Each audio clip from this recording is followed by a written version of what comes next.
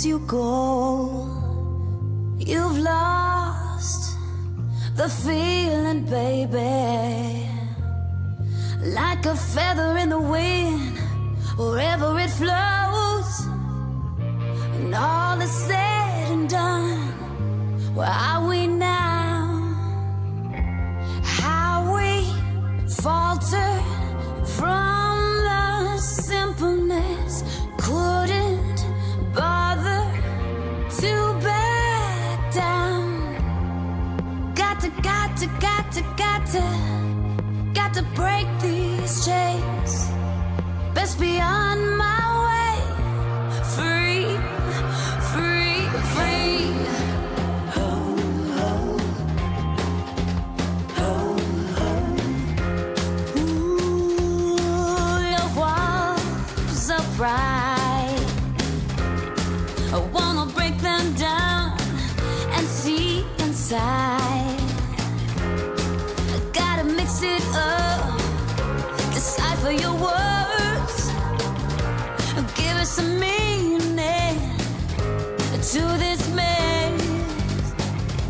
How we faltered from the simpleness, couldn't bother to back down. Got to break these chains. Best be on my way. Free, free, free.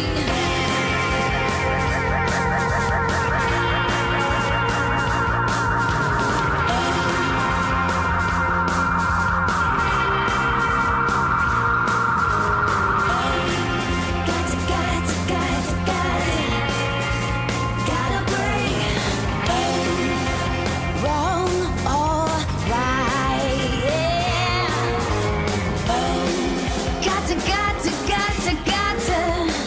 Got to break these chains.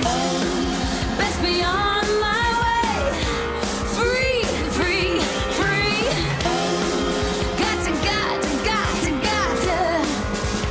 break these chains. Best be on my way. Free, free.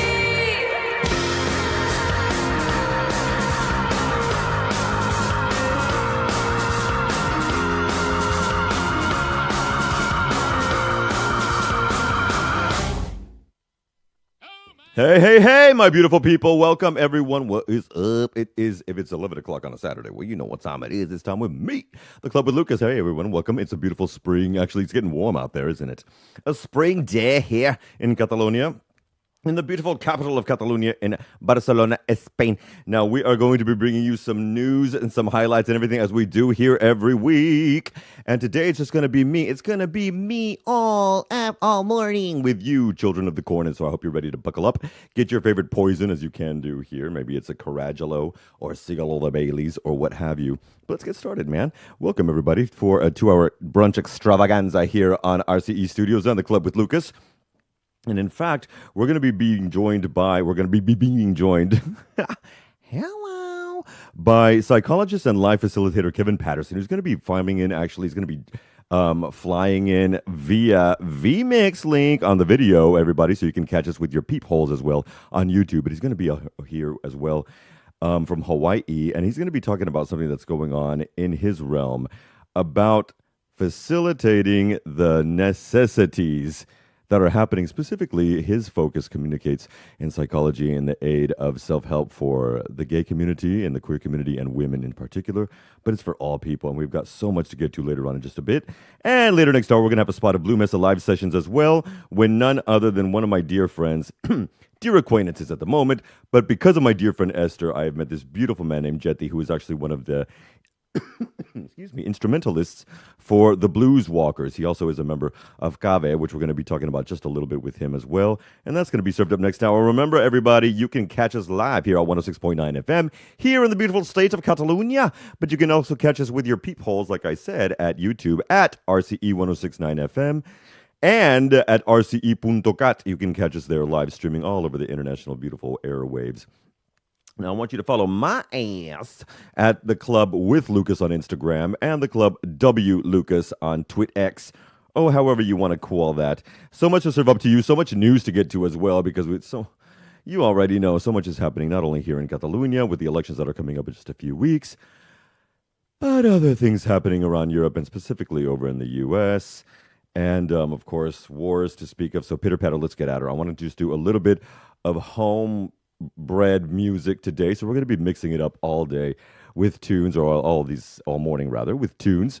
Now, Stay Homas. Oh my God. Firstly, I communicated with these boys about a year ago, and I have got to get them in here on the live studio sometime with the Blue Mesa live sessions because they are such wonderful young men, and they have done a beautiful mixture and melange of different musics and different styles. Of course, their style of music is more roots rock, I would say, specifically here for Catalonia, but they do their music in Catalan, English, Spanish, and Portuguese, and it's beautiful. This is one of their singles from post-pandemic when we were just coming out, and it's called In the End. This is Stay Homas, and you'll be right back in 2.5 minutes with a little bit of news in English for you, my lovelies. Barcelona to the world. This is a really fucked up situation for everybody, but let's at least enjoy this song. Oh my God. I'm tired of watching television. My PlayStation also tired of watching me lose. The sun doesn't shine for me on these rainy days. I don't know what to say. What to say? In this fucked up situation, I'll try to be happy anyway. I know that I have to stay, but in the end, I wanna travel like Han Solo, like Han Solo. I wanna catch a plane to Disneyland. I really miss when we used to get out, but in the end, I just wanna go to Apollo, Apollo. I wanna get drunk with my best friends. I really miss when we used to get out, but in the end, I really miss my mom. I'm so sick and tired of drama. I don't wanna wear pajamas. I think I'm going bananas. Quiero ver a mis hermanas. 'Cause I'm so sick and tired of drama. I don't wanna wear pajamas. I think I'm going bananas in my room, but in the end, I wanna travel like Han Solo, like Han Solo. I wanna catch a plane to Disneyland. I really miss when we used to get out, but in the end, I just wanna go to Apollo, Apollo. I wanna get drunk with my best friends. I really miss when we used to get out, but in the end, I just wanna go to Apollo, Apollo. I just wanna get drunk with my best friends. I really miss when we used to get out, but in the end, I really miss my mom. Guys, if you don't know the music of Stay Homas, they are homebred from here in Catalonia. And like I said, they do their mixture of music in English, Catalan, Spanish, and Portuguese, and they are beautiful. And even in the middle there, in the little intro, they threw in a little bit of street hip hop, and I love it. So check those babies out, because one day we are going to have them up in here. Now let's get to a little bit of music. A little post-music news as well, because there's so much blowing up in the headlines, and I want to take it mostly. Let's start here with an all community and move out into the realm, because by April 12th, there is going to be, May 12th, there's going to be elections here, 11:11 on the clock. Everybody make a wish.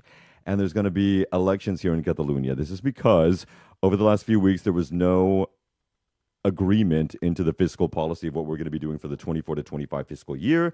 And because of our state mandates here in Catalonia, what does that mean? Well, it automatically pushed a snap election. So right now, as of truly 6 hours ago, there have been some reports that have come out from our major polling centers out of the state of Spain, as well as mixed with ones here in Catalonia. Now, as it stands, according to these statistics, and I want to also make note that you can vote in these Catalan elections via mail. So please inform yourself as well by going to the Generalitat.cat or of the Generalitat Generalitat de Catalunya.cat and make sure that you've got that information, because there you can start the process to do what you need to do in order to get your vote heard as well here, because that is very necessary. If you can vote, because you're a citizen of Catalonia, you better get your ass ready. Now you have up until, I believe they just have to have everything by May 2nd, and you can still get everything, justified. I'll have to check on that for next week. But yeah, you can get that done as well via mail. Right now, it stands that the Partido Socialista Catalán, which would be the socialist here in Catalonia, are oscillating between 23 and 29%. They're basically guesstimating about a 26% vote count, but that appropriates them about 39 deputy seats. However, that does not give them any possibility of absolute majority, so they would have to side off with one of the independence parties here. Well. That brings us over to RC, which is Esquerra Republicana Catalunya, of course, and Junts per Catalunya, which is Together for Catalunya, headed by the always infamous Carles Puigdemont, who is still, as of late, in Brussels, Belgium, and has been there for approximately 7 years now. I will say nothing more. Now, they are competing for second place here. Both of them, according to the percentages that are fluctuating between the different polling centers here in Spain and Catalonia, they float between 15 and 21%, but they're guesstimating that their average is both clocking in at around 18%. Now, that does give them some competence when it goes with the vote for socialists, but however, Junts per Catalunya is completely against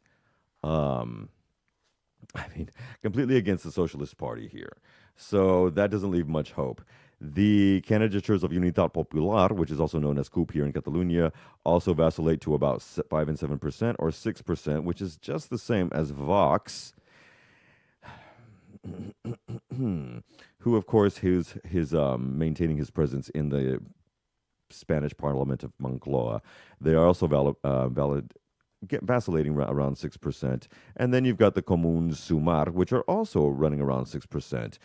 The Partido Popular has practically nothing to do with these vote counts and percentages. They have very, very little percentages that are hardly standing up. They would get about 12 scans, maybe, they're saying, but that just doesn't even come close to what some of the other ones are getting. So they and Ciudadanos hardly pop onto the screen with the gangsta lean here. But that means that the socialists, if they take the lead, headed by Salvador Illa, they would have to form some kind of coalition party with other parties. And we know how that goes, so a little more on that later. Now, one of the main things that are being reported today, and of course, it does affect one of the Five Eye countries, so we're giving a mad shout out to the people of Australia as well. At least 5 people have been killed in a multiple stabbing that happened in a major mall in Sydney as well. The police have not given away, or at least thrown away, the possibility that this was a terrorist attack. So all of this happened just late yesterday, I suppose, before the shops were closing in Sydney, and it has been a madhouse over there, apparently. He was shot dead at the scene by a lone officer after the busy attack, but that did not stop the 5 people who were maimed by this and, of course, killed, unfortunately. Others wounded as well.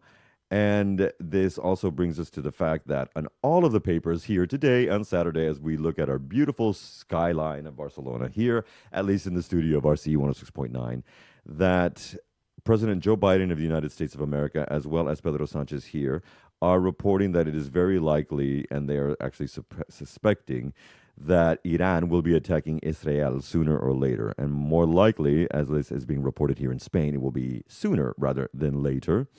More on that, of course, as it builds up. I also wanted to report on something that was really strange to me, and I don't know if anybody else heard about this, but one of the biggest financial tycoons, a woman out of Vietnam, was found guilty for trillions of dollars of fraud. Now, this is Vietnamese currency, of course, so trillions there, approximately 12.5 billion or over 10 billion euros in corruption, the largest corruption fraud scam in modern Vietnam's history. And she was sentenced to death. She was the property developer for Van Dient Fat Holdings Group, which, of course, is a major holdings group out of the Asian sector.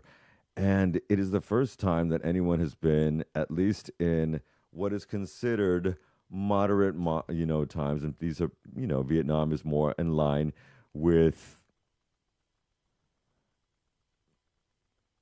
principles that most of us probably think of and don't worry too much about in regards to drama. Well, they are sentencing her to death.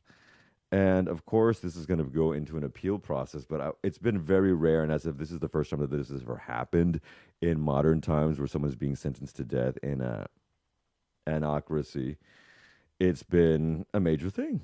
Okay. It is true that while many reports are going out that Hamas has been weakened, if we flip over to the Israel-Gaza horridity that's happening, Hamas has been weakened and divided, but far from defeated, is what they're saying. And apparently, Mr. Lipschitz over there, Benjamin Netanyahu, of the Israeli government, is not only going into another weekend of major protests that are going on around the country, specifically in major cities of Israel, for his ousting. But it is being reported as well that with the deal that was moderately agreed to this week, that there might not even be 40 living hostages out of the over 200 that were originally taken on the 7th of October in that brutal raid that left between 1 and 2, over 1,000 people brutally dead and killed in Israel. That has often, been forgotten about because what has been happening since then, we have now tallied up the vote to around 33,000 innocent souls, mostly innocent souls, that have been killed. Remember, 50% of the Palestinian population is under the age of 20. And so most of those are female and young ones. Okay, so I just want to keep that in check because that is the reality of what's going on there. And so when we think about that, there has been a stopping of extra aid until some form of the Israeli government can show what is the plan going into the future for this ridiculousness that they are doing in Gaza. Because if we can just be frank for a moment, all of this is not only painting a horrible picture in a judicial but also a governmental sense across the world for Israel. They are becoming a true black sheep in the eyes of many of the states of this world. And they are making it terribly difficult, especially for other people who are Jews around the world. And this man, Netanyahu, who I have always said is a POS, needs to go. They can say that they're divided but far from defeated. Well, Iranian attacks are expected, and this is the reports that are going on around the world. So let's keep that in check. As always, we're going to be serving up this news because we'd have nothing to hide here on The Club with Lucas here on RCE 106.9 FM. In just a little bit, we are going to be getting to some extra beauty with a gentleman calling in from the beautiful paradise of Hawaii. Like I said before, personal growth facilitator and doctor of psychology Kevin Patterson is going to be joining us in just a little bit to be giving up so much information that I actually truly want to share with my community here. And I'm so proud to be having him here. You can also follow him at Instagram, and we'll be giving you all that information as well in just a bit. But we're going to get to a little bit of music as well. I just want to make one thing mention. I have a beautiful friend of mine. Sorry, bugs in my throat. And Monday starts the criminal trial of the ex-president of the United States of America and current Republican candidate for the United States of America president for the 2024 elections in November.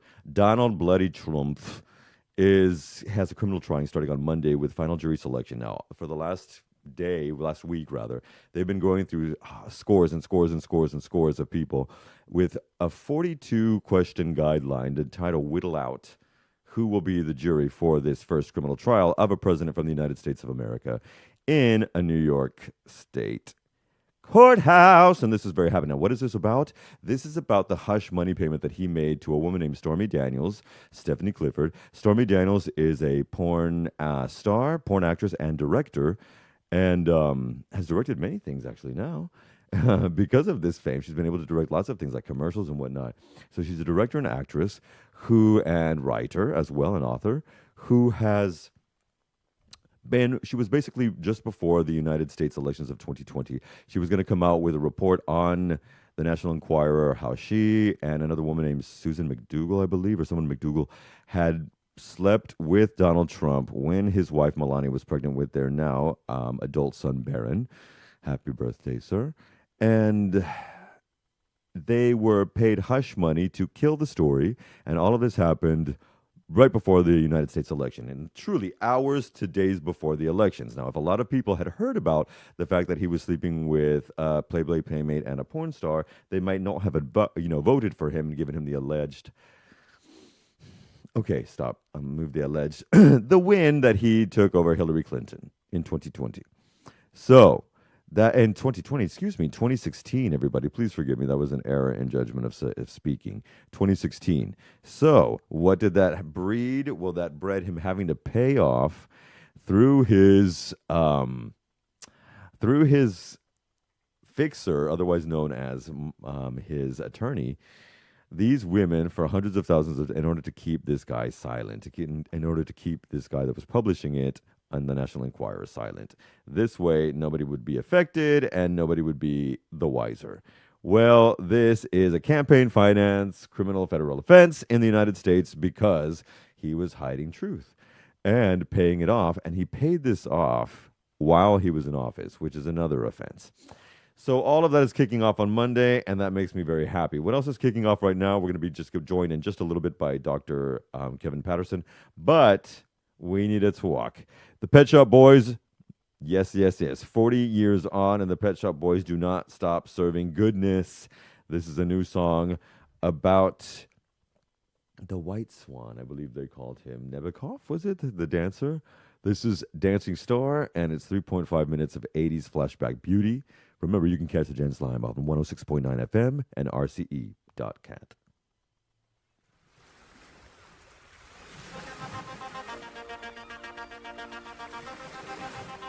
Amalfi, blue skies, blue sea. It's a long way from Siberia. How did you get here? Jump the barrier at Orly Airport. Claim political asylum there. Took all the KGB boys by surprise. I think they thought that you would never dare. But you knew you had to take a risk. You broke the rules over and over again. A fiery talent with a reputation. A troublemaker among some men. That's what you are. You're a dancing star. More power than a czar. You're a dancing star. When the streets of London sang with pop stars, well, the truth is that they always do. In the 60s you could feel the freedom, and the brightest star in town was you. Always a scandal and a real heartbreaker. Boys and girls would threw themselves at you. Dancing star, that's how bright you shine. Dancing star, when all your stars align. Dancing star, more power than a czar. Yes, you are. You're a dancing star. Dancing star. Dancing star. Dancing star. Yes, you are. You're a dancing star. Paris, New York, Copenhagen, Vienna, San Francisco, St. Petersburg. The world wanted you. How bright you shone. And still shine now, although you've gone. Dancing star. That's what you are. It's so far. You're a dancing star. Dancing star. More power than a czar. Yes, you are. You're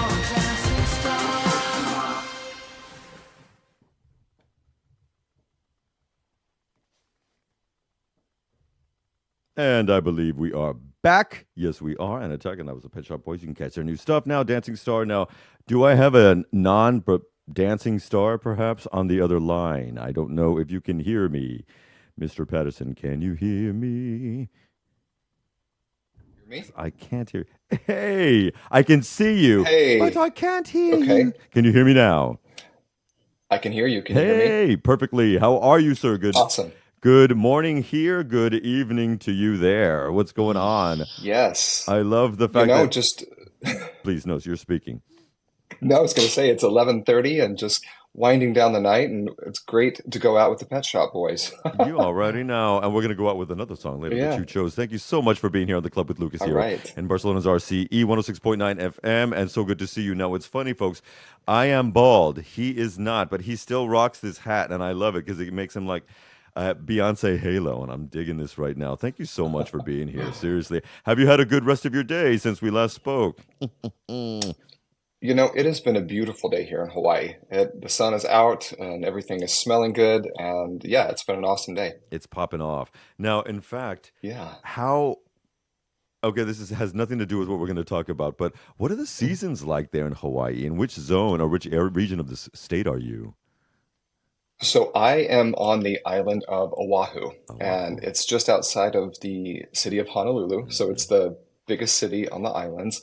And on this island, there's actually 5 microclimates. And I am up in the mountains, kind of honestly where they filmed the movie Jurassic Park. And so I live up in the jungle, like the rainforest part of the island. It's beautiful. It's green. There's waterfalls today. It's been raining. So yeah, that's a little visual of where I'm at. That sounds well. I kept mentioning earlier in the intro that this is you were calling from paradise, and that's exactly what it sounds like. But you were not necessarily. Are you from Hawaii? Where are you from Not originally? from, Can we get to the no. basics? Let's Um, start with this now. yeah. So I was actually born in New Mexico and grew up, spent most of my life in Phoenix, Arizona. So Southwestern I've boy. always been Mhm. a desert boy. Yep. Same here. Born in Texas. Boy, I tell you what. Now, I mean, There when we you go. come from the Southwest and then you make your way to other regions, obviously you went to Hawaii. I went to New York City as a teen. Um, How do you highlight differences between the Southwest and where you are, obviously, besides the jungle pop? Yeah. Oh man, that's a good one. So I would say what I love most about living here that feels very different than living in Phoenix is everyone here is just on aloha time. And people are kind, people slow down, people let cut them off in traffic, they wave to you, and we always throw each other the shaka. And it's just, I don't know, Really? it's a good vibe here of really happy people. And I found in Phoenix, it just felt like a really big city. And Phoenix is known for road rage, and you could feel it, you could sense it in the air. So everything feels much slower and kinder here. Do you feel just like by inertia you were necessitating that move? And how long ago did you move to, over I'm there? actually newer here. I Oh, started, I moved here in July of last year, so going on a year. And mm, my family moved out here gradually over the last few years, my extended family. And yeah. so I just decided to come out here and be with them. And never lived in a beach town before. And I must say, living by the water is just peaceful, it's gorgeous, and definitely a welcome change for sure. Okay. Well, when you do that welcome change, you were not alone. You had a couple of kids in tow as well. And we I won't speak do. about it too much, but being a single father, making that transition, especially with high schoolers, how was that for them, if I may ask? Um, so I actually told them that they could wait until they were graduated or done if they wanted to. Mm, But hmm. they had visited out here and visited grandparents and aunts. And so they had been used to vacationing here. And so when I gave them the choice to say, do you want to wait? Do you want to do this now? They both were up for this sense of adventure. And so I said, okay, fine, give you the I chance. love And it. they said, let's go. And Did you ever I say, would no, they filmed Jurassic Park here? I want you to know that. Did you ever tell them that? Oh, of course I did. Of course I did. I'm the nerd that tells all my friends that come out and visit. I'm like, did you know that this is the mountain that they filmed Jurassic Park on? So I love that fact. But yeah, the kids love it here. You already know. Okay, so let's take you now. Instead of the kids in high school, let's take you back to high Hmm. school. We'll go back in the late Okay. 90s, 2000s. Of course, we are Okay. 39, darling. We are 39. Exactly. And so Exactly. you're in high school.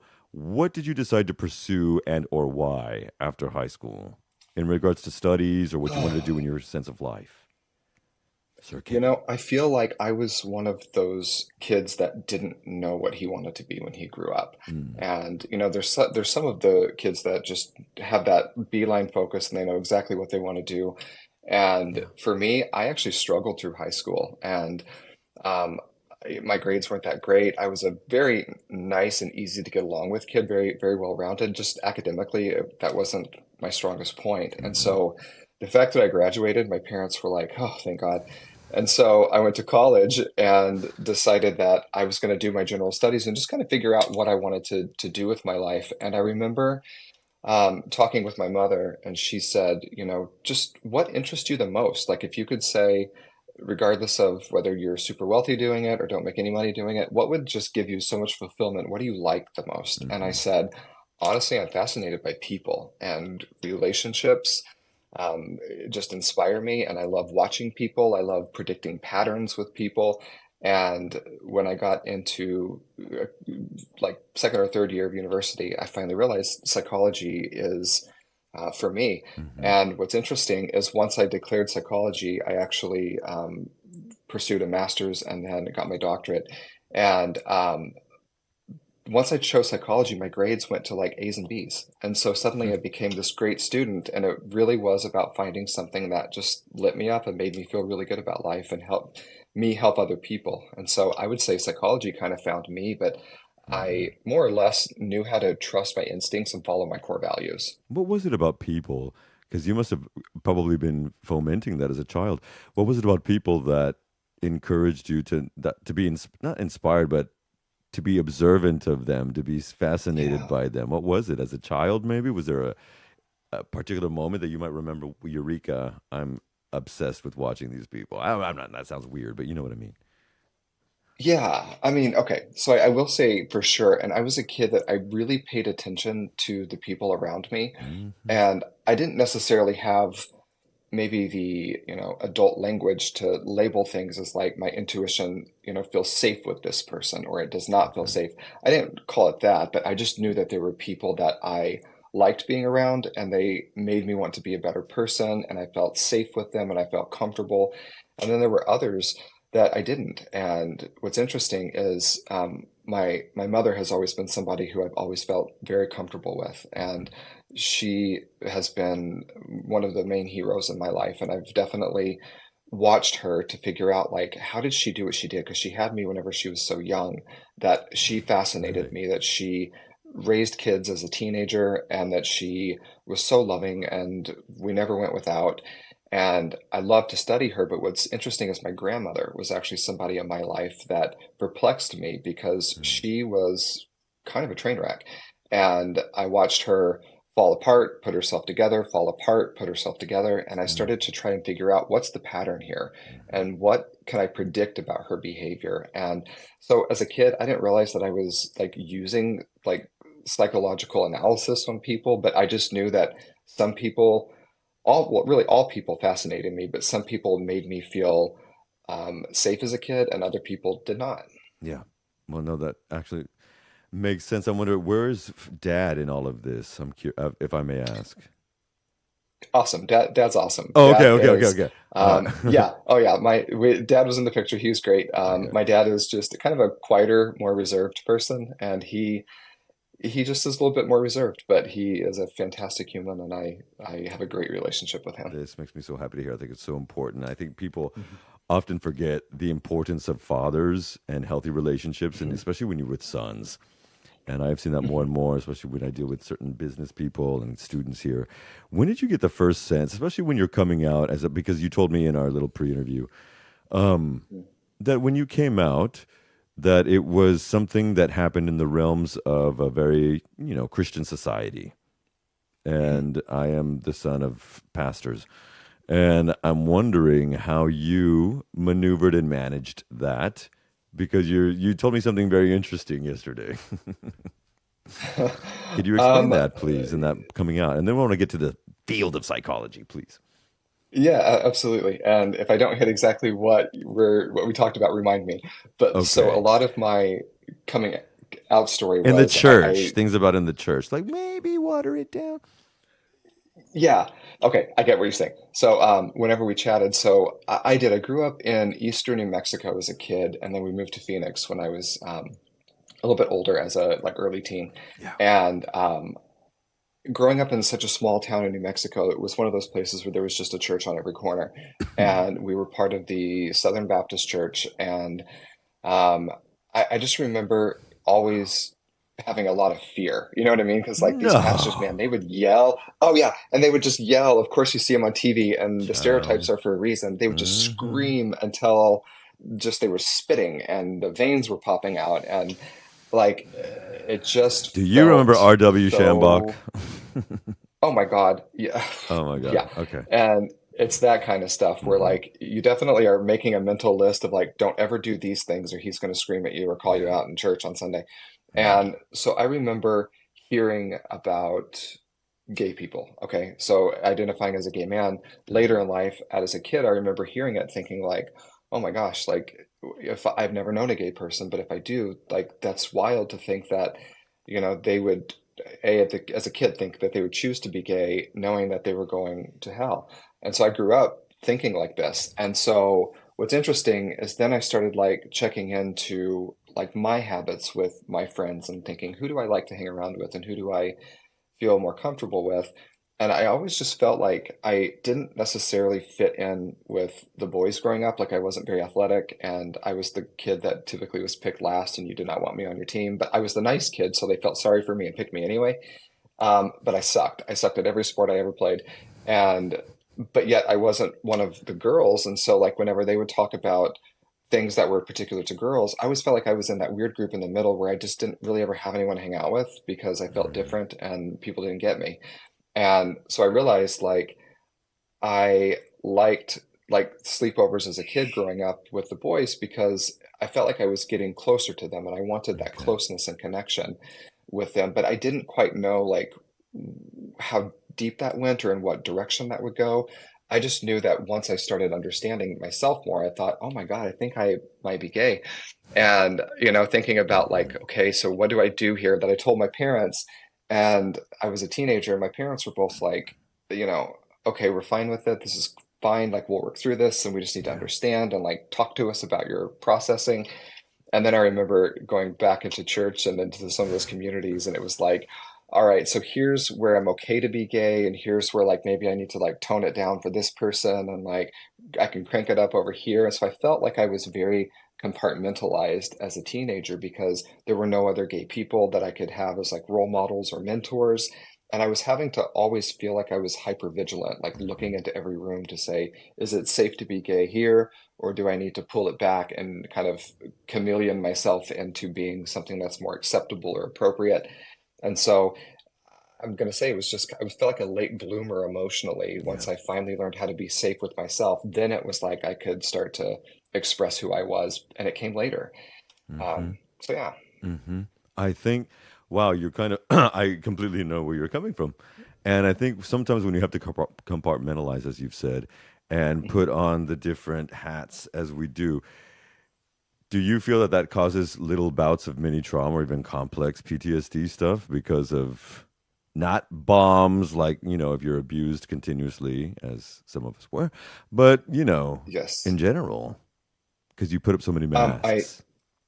I do. I really do. Because an example of this is, a lot of organizations and countries probably handle it very differently, but in the United States, there's a lot of legality behind ensuring that companies are, diverse and inclusive.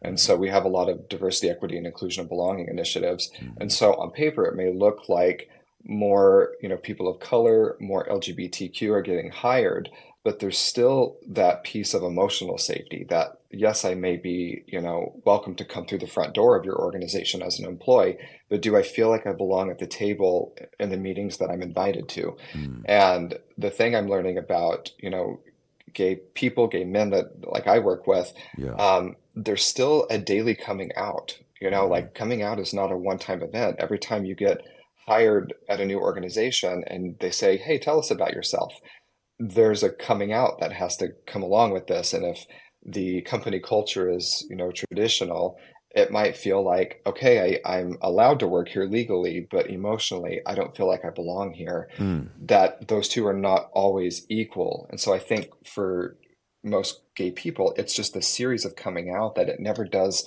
get super comfortable. So the compartmentalization happens when I have to go into the room and say, out to anyone in this room, or can I go in the room with them? Do they know I'm gay?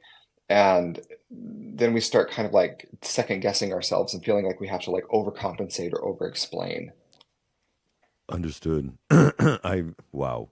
Obviously, it's going to depend on where you're going, where you're doing that. There's probably more liberty, let's say, if you are in New York City than if you're in a boardroom in Mesa, Arizona. So there's going to be, Yes. something there.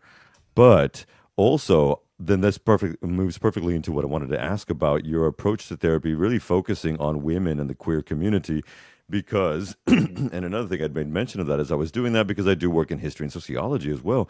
And I was wondering that I found it interesting that your focus happens to be on those who have, certainly in modern times, but for the existence of history for specifically women and, of course, men, gay men, they've suffered and faced the most oppression.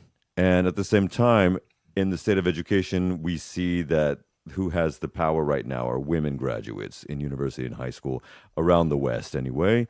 And it seems, as I thought, about more inclusion in regards to having people who are gay, lesbian, trans in higher, but maybe not emotionally or, in that way that you've just mentioned in the boardroom or in the office. So how do you and why did you approach this? Because I also want to talk about the Queer Men's Healing Circle, which is somehow thrown into my algorithms, and this is why we're here today, and I'm so grateful for that. Absolutely. Talk to us about that, please. So yeah, so when I started my business and like my practice for myself, like I honestly started from the heart space of like I want to help everyone. And then I realized like I think we all want to help as many people as we can, but part of it was looking to say, who am I actually positioned to help the best? And like, what do my skills align with? Yeah. And the two populations that I realized that I work really, really, really well with are women and then queer men. Mm-hmm. And so those two different populations, to your point, like there's a lot that they have in common. And most of like corporate spaces, even social circles, when you look at societal norms and standards of beauty, lots of different places. Those two populations tend to have to water themselves down in order to fit in. They have to put up with feeling a little like their voice isn't as equal in certain conversations, or that they are just on micro levels, even slightly, less than in certain conversations or in certain levels.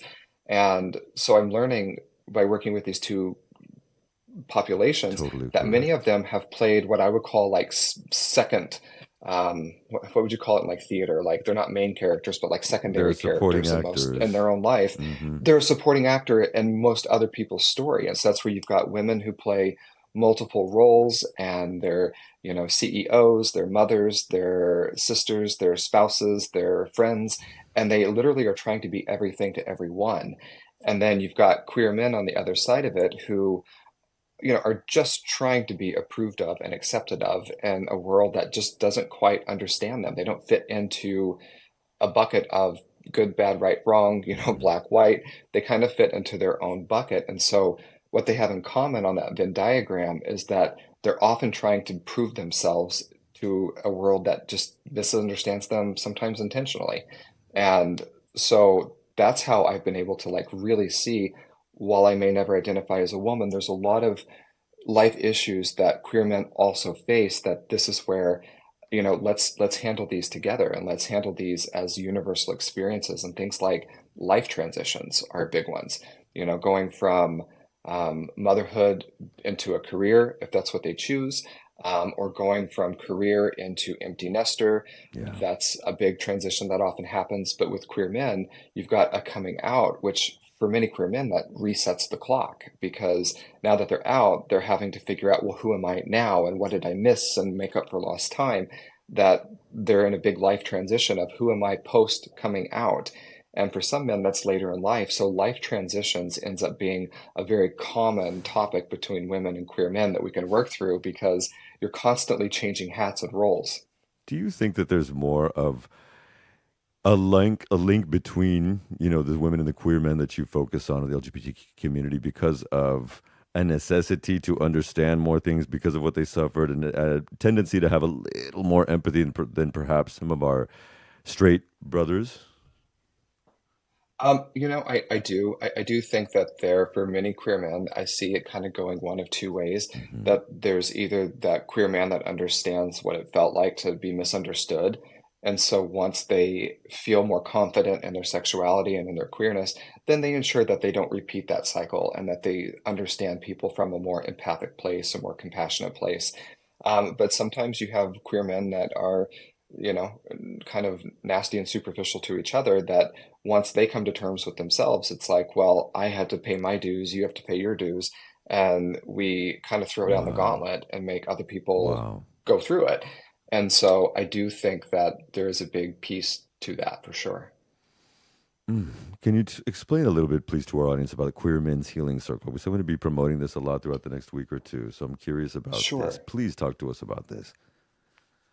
Well, I got to tell you, so I'm about to launch my third cohort, Hmm. and this program came out of kind of a selfish place because one day I literally was sitting at my desk on my laptop thinking, what services and gifts can I share with the world that match my audience?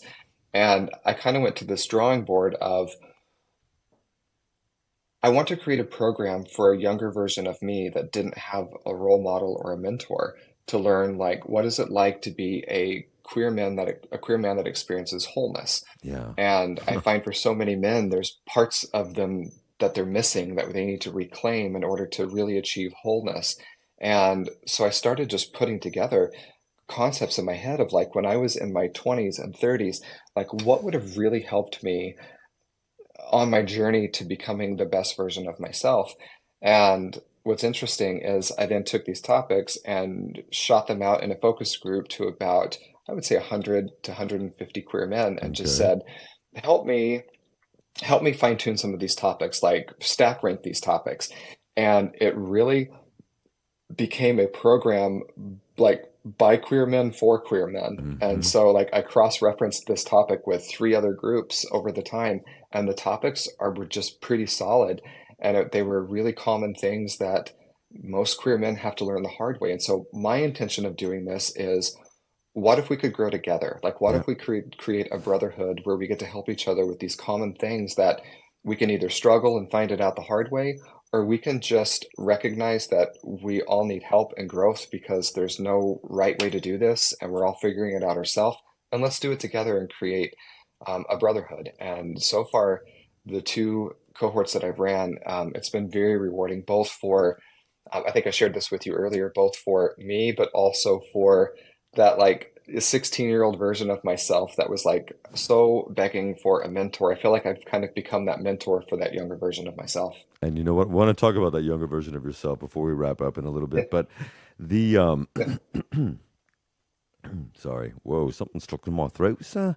Um, Getting the word out here. How do you bridge the gaps? Because you mentioned something that there are certain things that you notice about the queer man when you're dealing with the healing circle and obviously the therapy that you do. What are some of the recurring issues you notice about the community?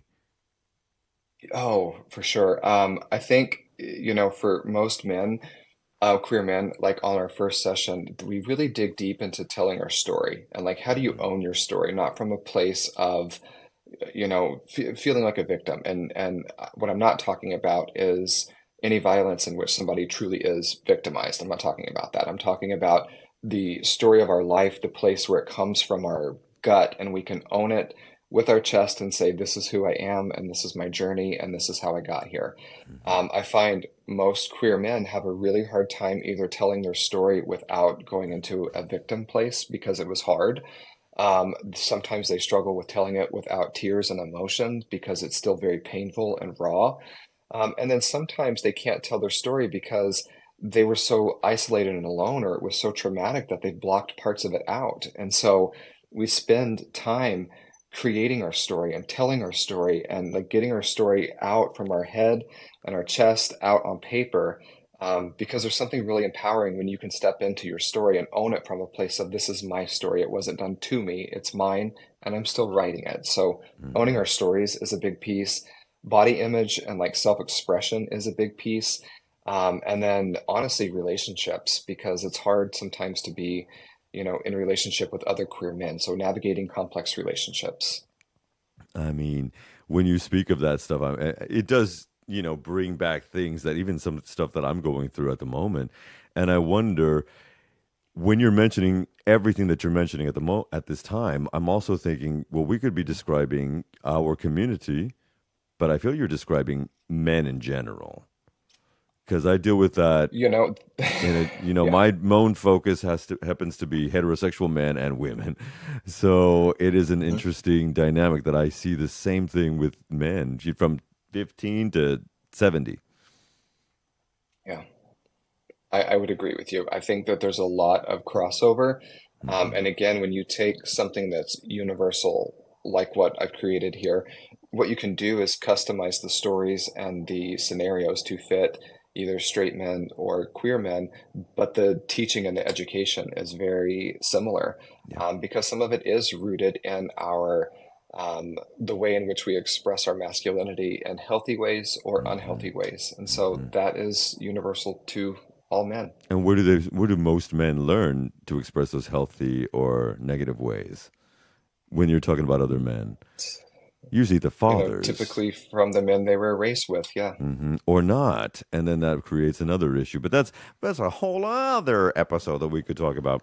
How important do you think, if we're going to go back to teaching, as you are a father, teaching and the usage of emotional mental help, providing kids these tools, and why do you think they get so little attention when in education, when rearing young minds? Certainly, I'm talking Western, I guess.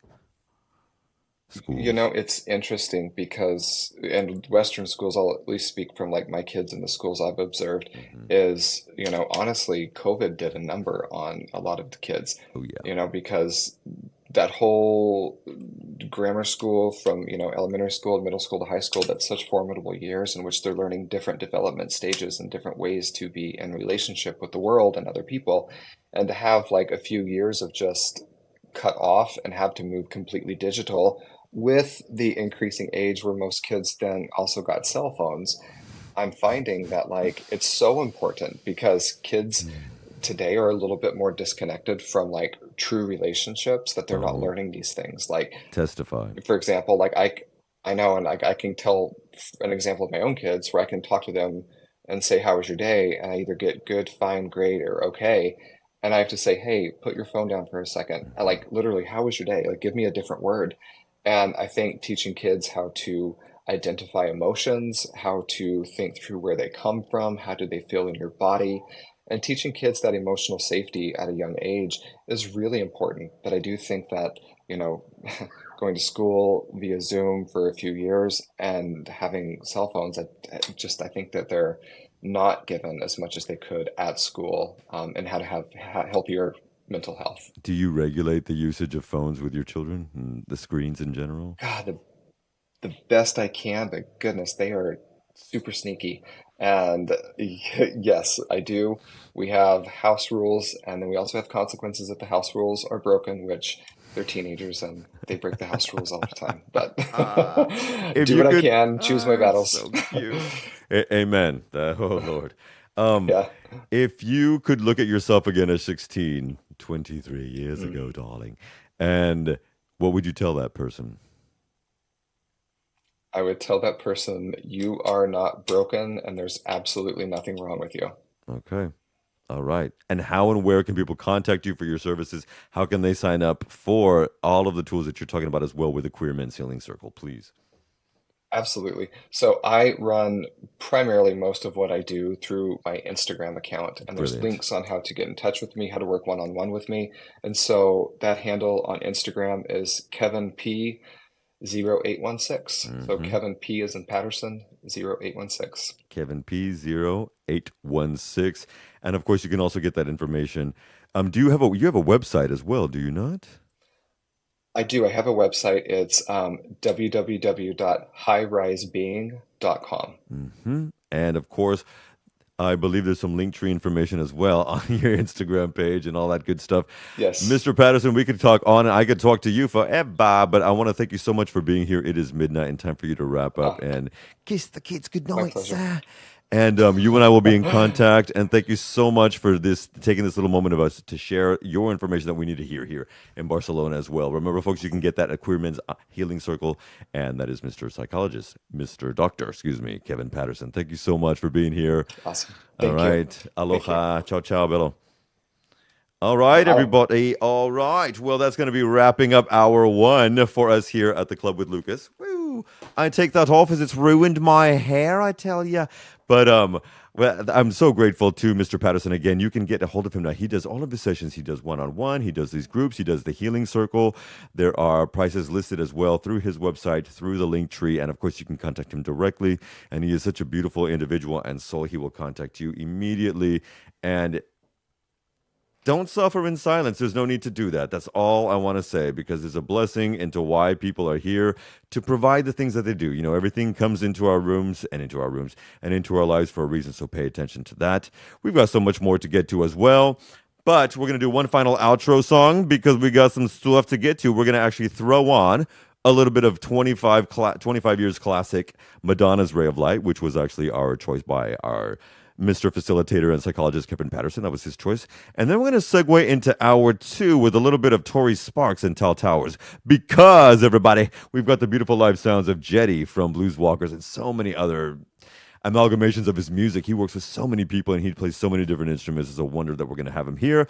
And we've got a little bit of news to serve up to you as well from the Barcelona St. Jordi Film Festival that's kicking off after this weekend. All right, folks, here's some Madonna. We'll be right back for hour two.